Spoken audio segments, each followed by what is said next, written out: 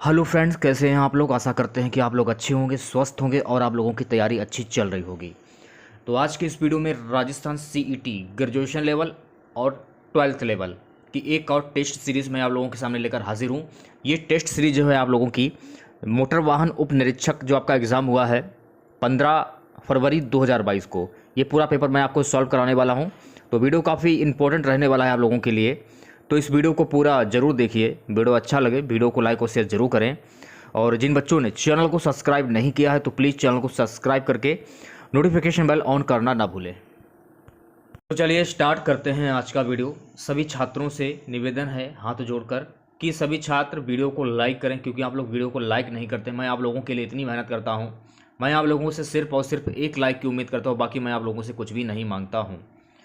तो आज के इस सेशन में पहला क्वेश्चन रहेगा, खुद से प्रयास कीजिएगा इन सभी क्वेश्चन के आंसर देने का। 2 से 3 सेकंड के बाद मैं आंसर क्लियर कर दूंगा। युद्ध क्षेत्र किस समास का उदाहरण है? कर्ता ने कर्म को, यानी कि युद्ध का क्षेत्र कर्ता ने कर्म को, सही जवाब हो जाएगा ऑप्शन डी तत्पुरुष समास। मृत्युंजय में कौन सा समास है? मैंने आप लोगों को अपने पिछले वीडियो में बताया था कि जिस वाक्य में किसी प्रसिद्ध व्यक्ति या भगवान के नाम आ जाए वहां पर बहुप्रिय समास होता है। तो इसमें क्या पूछा जा रहा है कि मृत्युंजय में कौन सा समास होगा, यानी कि मृत्यु को जीतने वाला यानी कि भगवान शिव। तो सही जवाब हो जाएगा ऑप्शन ए बहुप्रिय समास। निम्नलिखित में से भाववाचक संज्ञा का उदाहरण है, तो इनमें से भाववाचक संज्ञा का उदाहरण कौन सा होगा? तो इनमें से भाववाचक संज्ञा का उदाहरण हो जाएगा ऑप्शन सी अमर। अगला क्वेश्चन देखिएगा, पुस्तक किस प्रकार की संज्ञा है? सो गाइस, पुस्तक जो है ये जातिवाचक संज्ञा है, तो सही जवाब हो जाएगा ऑप्शन ए। कोयले की दलाली में मुंह काला लोकतीर्थी का अर्थ क्या होगा?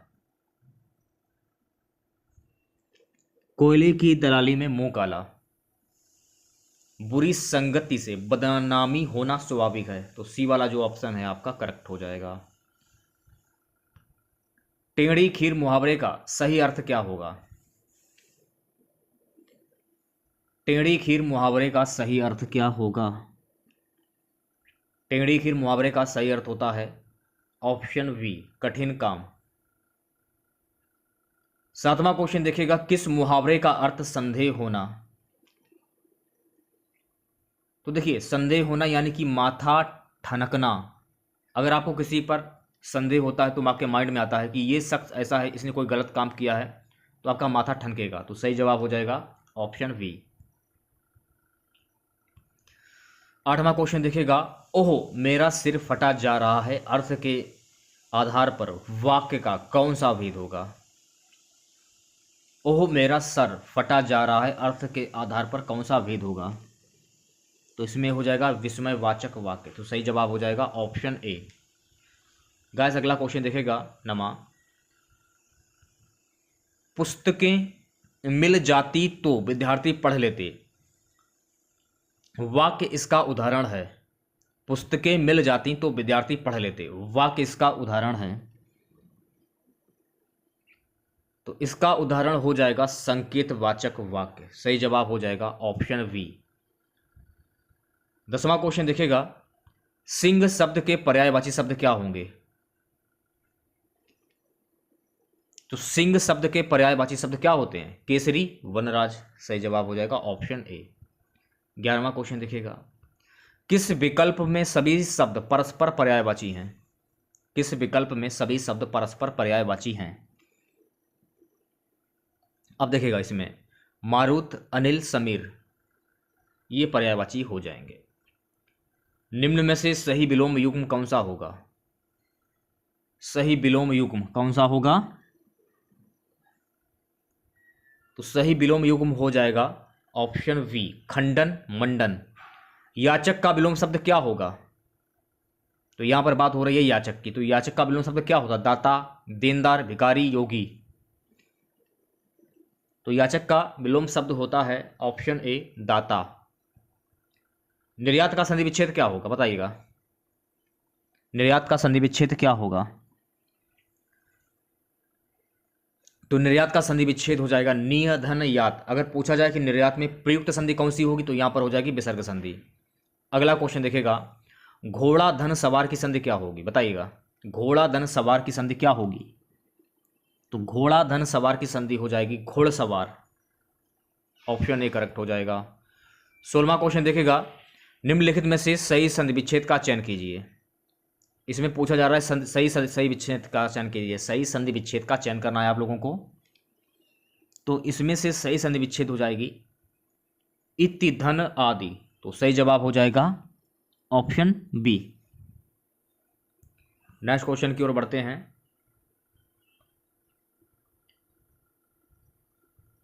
सो गाइस 17वां क्वेश्चन क्या देखेगा, व्युत्पत्ति शब्द का संधि विग्रह क्या होगा। विपत्ति शब्द का संधि विग्रह क्या होगा, इसका संधि विग्रह हो जाएगा वी धन उत्पत्ति। तो सही जवाब हो जाएगा ऑप्शन वी। नेक्स्ट क्वेश्चन देखेगा, मैं हम तू तुम वह वे किस सर्वनाम के उदाहरण हैं। मैं हम तू तुम वह वे किस सर्वनाम के उदाहरण हैं। सही जवाब हो जाएगा पुरुषवाचक सर्वनाम। ऑप्शन वी करेक्ट हो जाएगा। 19वां क्वेश्चन देखेगा, वह लड़का पकड़ा गया जो कल यहां आया था, वाक्य किस सर्वनाम का उदाहरण है। वह लड़का पकड़ा गया जो कल यहां आया था, ये संबंधवाचक सर्वनाम का उदाहरण हो जाएगा। 20वां क्वेश्चन देखेगा, ऐसा शब्द समूह जो अपना अर्थ स्पष्ट करता है डैश कहलाता है, उचित शब्द द्वारा रिक्त स्थान की पूर्ति कीजिए। ऐसा समूह शब्द जो अपना अर्थ स्पष्ट करता है वाक्य कहलाता है। तो सही जवाब हो जाएगा ऑप्शन सी। ज़्यादा से ज़्यादा प्रैक्टिस करिए आप लोग। जितनी ज़्यादा प्रैक्टिस करेंगे उतने ही ज़्यादा क्वेश्चन आपके तैयार होंगे। 21वां क्वेश्चन, जिन वाक्यों में एक उपवाक्य प्रधान और अन्य उपवाक्य गौण होते हैं उन्हें डैश क्या कहा जाता है। इन्हें कहा जाता है ऑप्शन वी मिश्र वाक्य। गीता ने कहानी लिखी, गीता ने कहानी लिखी और पुरस्कार प्राप्त किया, वाक्य का प्रकार है। गीता ने कहानी लिखी और पुरस्कार प्राप्त किया, वाक्य का प्रकार है। तो वाक्य का प्रकार हो जाएगा ऑप्शन सी संयुक्त वाक्य, इसमें हो जाएगा। 23वां क्वेश्चन, जिसे दंड का भय ना हो, वाक्यांश के लिए एक शब्द क्या होगा। जिसे दंड का भय ना हो, वाक्यांश के लिए एक शब्द क्या होगा। उदंड। सही जवाब हो जाएगा ऑप्शन ए। अगले क्वेश्चन की ओर बढ़ते हैं। सो गाइस अगला क्वेश्चन देखेगा क्या है, 24वां, किसी संस्था या व्यक्ति के 60 वर्ष पूरे करने के उपलक्ष्य में होने वाला उत्सव क्या कहलाता है। किसी संस्था या व्यक्ति के 60 वर्ष पूरे करने के उपलक्ष्य में होने वाला उत्सव क्या कहलाता है। तो सही जवाब हो जाएगा हीरक जयंती। ऑप्शन वी करेक्ट हो जाएगा। 25वां क्वेश्चन देखेगा, किस वाक्यांश के लिए प्रयुक्त शब्द सार्थक नहीं है। किस वाक्यांश के लिए प्रयुक्त शब्द सार्थक नहीं है। भविष्य का सोचकर चलने वाला, दूरदर्शी। तो सही जवाब हो जाएगा ऑप्शन वी। 26वें क्वेश्चन की ओर बढ़ते हैं। निम्न में से किस शब्द में उपसर्ग का प्रयोग नहीं हुआ है। तो इस क्वेश्चन का आंसर आपको कमेंट बॉक्स में बताना है कि किस शब्द में उपसर्ग का प्रयोग नहीं हुआ है। चिरस्थाई, 49, समकोण, परिचित। नेक्स्ट क्वेश्चन देखेगा, आगमन शब्द में किस उपसर्ग का प्रयोग हुआ है। अब देखिएगा आगमन शब्द में किस उपसर्ग का प्रयोग हुआ है। तो आगमन शब्द में बड़ा आ उपसर्ग का प्रयोग हुआ है। 28वां क्वेश्चन देखेगा, निम्नलिखित में से कौन सा शब्द उपसर्ग तथा प्रत्यय की सहायता से बना है। कौन सा शब्द उपसर्ग तथा प्रत्यय की सहायता से बना है।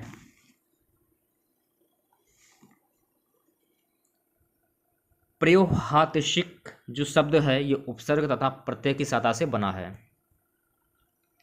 29वां क्वेश्चन, किस शब्द में ईला प्रत्यय का प्रयोग नहीं है। किस शब्द में ईला प्रत्यय का प्रयोग नहीं है। जहरीला, ईला इसमें भी है, बर्फीला इसमें भी है, उर्मिला, शर्मीला इसमें भी ईला होगा। तो लेकिन उर्मिला में जो है प्रत्यय का प्रयोग नहीं हुआ है। उपकारक शब्द में किस उपसर्ग तथा प्रत्यय का प्रयोग हुआ है? तो उपकारक शब्द में किस उपसर्ग तथा प्रत्यय का प्रयोग हुआ है? तो उपकारक में उप और अक शब्द, ये सब जो हैं इसमें उपसर्ग तथा प्रत्यय का प्रयोग हुआ। तो सही जवाब हो जाएगा ऑप्शन डी। अगला क्वेश्चन देखिएगा, निम्नलिखित शब्दों पर विचार कीजिए। अब इसमें क्या कहा जा रहा है कि किस विकल्प में सभी शब्द शुद्ध हैं? किस विकल्प में सभी शब्द शुद्ध होंगे?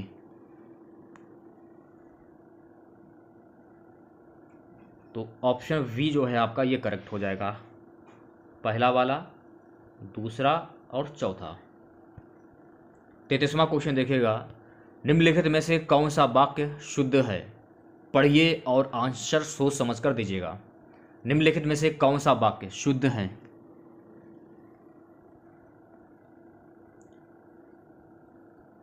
गीतों की एक किताब ला दीजिए। सही जवाब हो जाएगा ऑप्शन सी। 34वां क्वेश्चन देखिएगा, निम्न वाक्य का कौन सा भाग शुद्ध नहीं है? हमने आपसे पहले ही कहा था कि मदन ने चोरी नहीं की है। चूज कीजिए आंसर और कमेंट बॉक्स में आंसर दीजिएगा आप लोग। तो सही जवाब हो जाएगा ऑप्शन सी कि मदन ने। अगला क्वेश्चन देखिएगा 35वां, तुम्हारे को मुझसे मतलब ही क्या है? वाक्य में कौन सी अशुद्धि होगी इसमें? चूज कीजिए आंसर और कमेंट बॉक्स में आंसर दीजिएगा आप लोग। तुम्हारे को मुझसे मतलब ही क्या है, वाक्य में कौन सी अशुद्धि होगी? सही जवाब हो जाएगा सर्वनाम संबंधी अशुद्धि, ऑप्शन ए करेक्ट हो जाएगा। अगला क्वेश्चन देखिएगा क्या है, सत्यवान की पत्नी सावित्री एक पत्नी व्रता नारी है, वाक्य के किस भाग में अशुद्धि है? चूज कीजिए आंसर और कमेंट बॉक्स में आंसर पुटअप कीजिएगा आप लोग। सही जवाब हो जाएगा एक पत्नी व्रता, सी वाला जो ऑप्शन है आपका करेक्ट हो जाएगा। अगला क्वेश्चन देखिएगा, निम्नलिखित में से कौन सा शब्द सही है? कौन सा शब्द सही होगा? सही शब्द हो जाएगा निरीक्षण, ऑप्शन डी करेक्ट हो जाएगा। गेहूं का समानार्थक शब्द क्या होगा बताइएगा? गेहूं का समानार्थक शब्द क्या होगा? गेहूं का समानार्थक शब्द होगा आवास, ऑप्शन ए करेक्ट हो जाएगा। अगला क्वेश्चन देखिएगा, सुनारिन शब्द में कौन सा प्रत्यय लगा है? तो सुनारिन शब्द में कौन सा प्रत्यय लगा हुआ है? तो सुनारिन लास्ट वाला शब्द यानी कि इन, ऑप्शन सी करेक्ट हो जाएगा। 40वां क्वेश्चन देखिएगा क्या है, निम्न में से कौन सा शब्द शुद्ध है? चूज कीजिए आंसर। तो यहां पर बात हो रही है कौन सा शब्द शुद्ध होगा? कैलाश शब्द जो है आपका ये शुद्ध हो जाएगा। 41वां क्वेश्चन, निम्न में से कौन सा शब्द अशुद्ध है? तो यहां पर बात हो रही है अशुद्ध शब्द की, तो यहां पर सही आंसर हो जाएगा ऑप्शन सी, मुनिगन शब्द जो है यह शुद्ध हो जाएगा। महाशय किस संधि का उदाहरण है? महाशय किस संधि का उदाहरण है? तो महाशय जो है ये दीर्घ संधि का उदाहरण है, तो सही जवाब हो जाएगा ऑप्शन ए। 43वां क्वेश्चन देखेगा, निम्न में से किस शब्द की वर्तनी सही है? किस शब्द की वर्तनी सही है? शैशव, शैशव की वर्तनी जो है ये शुद्ध हो जाएगी। 44वां क्वेश्चन देखेगा, ना रहेगा बांस ना बजेगी बांसुरी, लोक तृतीय का सही अर्थ क्या होगा? ना रहेगा बांस ना बजेगी बांसुरी, इसका लोक तृतीय का सही अर्थ होगा समस्या को जड़ से खत्म करना, तो सही जवाब हो जाएगा ऑप्शन बी। चलिए अगले क्वेश्चन की ओर बढ़ते हैं। श्रुतिशम भिन्नार्थक शब्द युग्म प्रहार परिहार का उचित अर्थ क्या होगा? तो सही जवाब हो जाएगा ऑप्शन बी, चोट त्याग। पुत्र शोक का सही सामासिक विग्रह तथा भेद क्या होगा? पुत्र शोक का सही सामासिक विग्रह तथा भेद क्या होगा? पुत्र के लिए शोक, पुत्र के लिए शोक, देखिए कर्ता ने कर्म को पुत्र के लिए शोक, तो सही जवाब हो जाएगा ऑप्शन सी, तत्पुरुष समास। निम्नलिखित में से बहुप्रिय समास का उदाहरण है, तो इसमें बताइए बहुप्रिय समास का कौन सा उदाहरण होगा? जेब कतरा होगा नहीं, हिमालय भी नहीं होगा, चरण कमल भी नहीं, लेकिन नीलकंठ यानी कि नीला कंठ है जिनका, भगवान शिव, मैंने आपको बताया था किसी प्रसिद्ध व्यक्ति या भगवान के नाम आ जाए वहां पर बहुपरी समास होता है। तालाब में कमल का फूल खिला है, रेखांकित शब्द संज्ञा का प्रकार क्या होगा? सही जवाब हो जाएगा भाववाचक संज्ञा, ऑप्शन सी करेक्ट हो जाएगा। आदित्य का समानार्थक शब्द नहीं है, आदित्य का समानार्थक शब्द नहीं होगा केसरी, आदित्य का समानार्थक शब्द नहीं होगा केसरी, सही जवाब हो जाएगा ऑप्शन सी। किस विकल्प में विलोम युग्म है, बताइएगा क्या आंसर होगा, चूज कीजिए आंसर। ऑप्शन ए करेक्ट हो जाएगा, सुगढ़ अनगढ़। अगला क्वेश्चन देखिएगा, मुझे ऐसा लगा जैसे झाड़ियों में कोई खड़ा है, रेखांकित शब्द सर्वनाम का प्रकार है। मुझे लगा, तो अगर लगा है तो यहां पर हो जाएगा अनिश्चयवाचक सर्वनाम, क्योंकि लगा है, आपको ऐसा लग रहा है, कोई क्लियर नहीं है कि वहां पर कोई खड़ा ही है, तो अनिश्चय हो जाएगा कि अनिश्चयवाचक, निश्चय नहीं है अनिश्चय है। चांद पर थूकना, मुहावरे का अर्थ क्या होगा? चांद पर थूकना, निर्दोष पर दोष लगाना, तो सही जवाब हो जाएगा ऑप्शन बी।